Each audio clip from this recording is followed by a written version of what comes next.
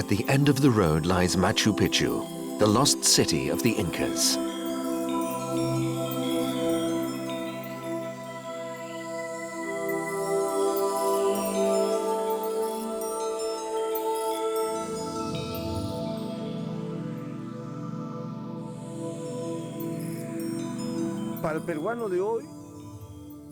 For Peruvians today, especially if you consider that it is one of the 7 wonders of the world, Machu Picchu is the symbol of Peru's greatness.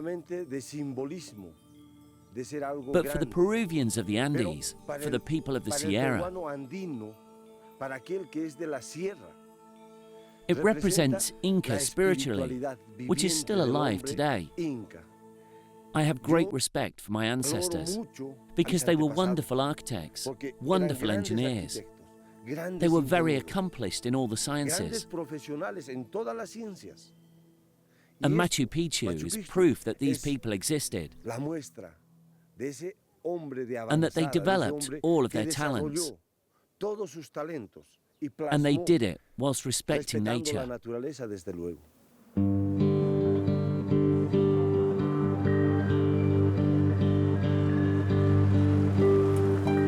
What remains of this civilization, apart from an idealized history and a collection of ruins which attract hordes of tourists? To find out what happened to the descendants of the Incas, now known as Indians, I head to the Calca Valley, a few hours from Cusco.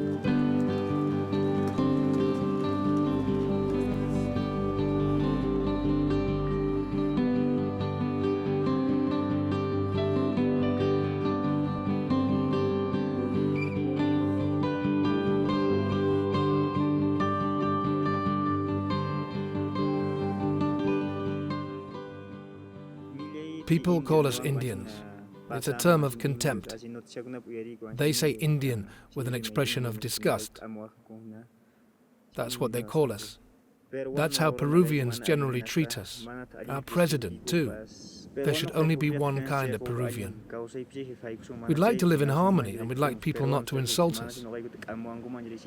Just because we live on the land and we don't go to college. We work the land, here in the mountains on the high plateau. And we contribute to the country's prosperity. We produce food to feed people. As Peruvians, we should respect each other. We shouldn't spread hatred. People criticize our clothes because we dress in bright colors. They continue to call us Indians because of that. They despise us. The people of the town, the Urubamba Valley, are ashamed of us. In Calca Valley, the anger is palpable, and I get a glimpse of the complexity of this society, which has still to accept its cultural diversity. The next morning, I leave Cusco at dawn and set my sights on the Amazon rainforest.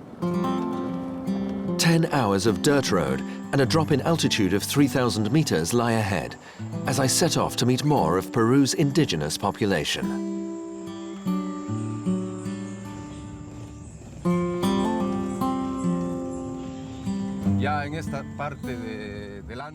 In this part of the mountains, the vegetation starts to become much more dense and luxuriant. The temperature increases too, and you start to sweat.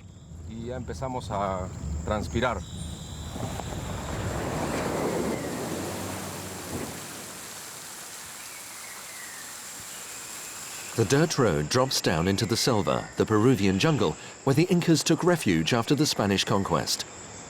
The rainforest has fascinated explorers and gold diggers for centuries. To me, the real El Dorado of the jungle is life itself.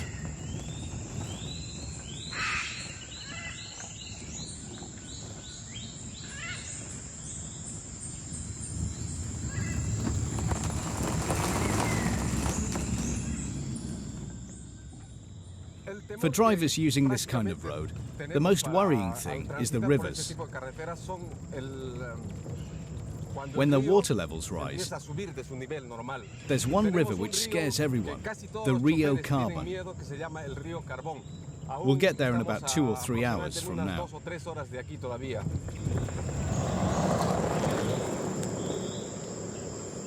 Water is pouring out of the sky onto the rainforest, but it seems our road has been spared by the floods.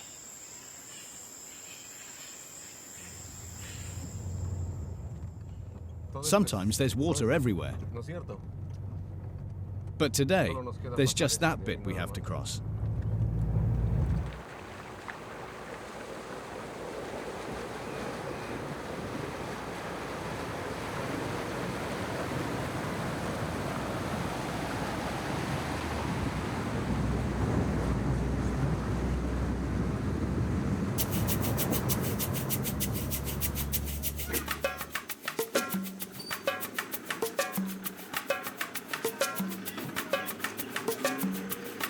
The dirt road ends on the riverbank in the village of Shintuya.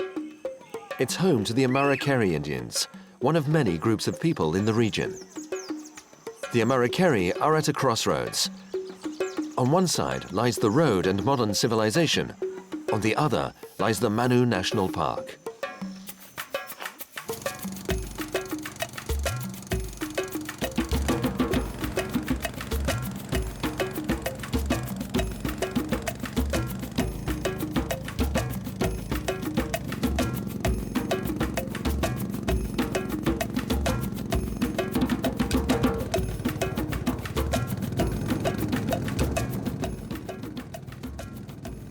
You have to know which way to go, to know how deep it is. Otherwise you can get stuck. But it's okay here. We speak Spanish, because we don't understand the dialects of the other groups.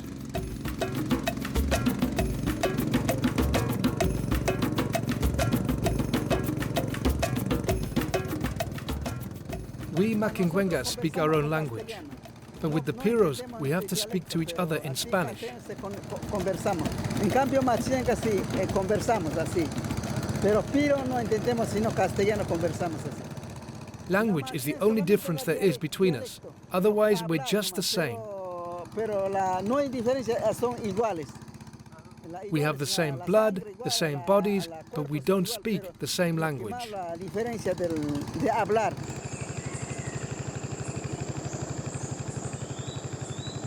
Mateo is a Machiguenga shaman. He uses medicinal plants he finds in the forest to heal bodies and souls.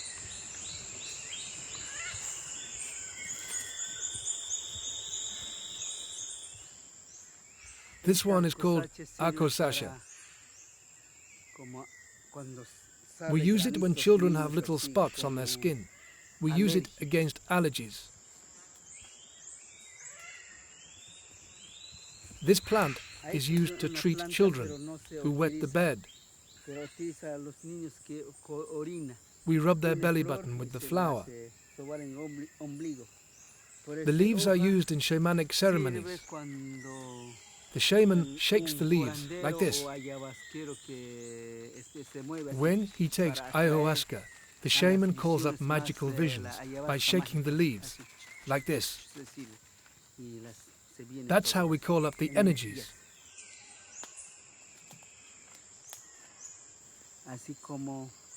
When you want to become a doctor, you have to go to school and then more schools before you can practice as a doctor.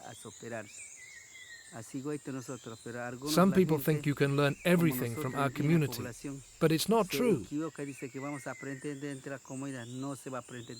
You have to learn from other groups too, in order to have sufficient knowledge to heal people. That's how I learned, and now I can heal people. In the jungle, there are no clinics or hospitals, so we have to be able to heal ourselves.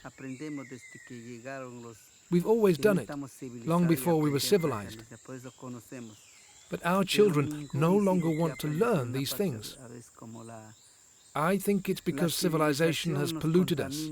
People don't learn these things anymore. I'm sure Mateo is right. Back in Shintuya, watching the youngsters on the sports ground, it seems they aspire above all to being part of the modern world.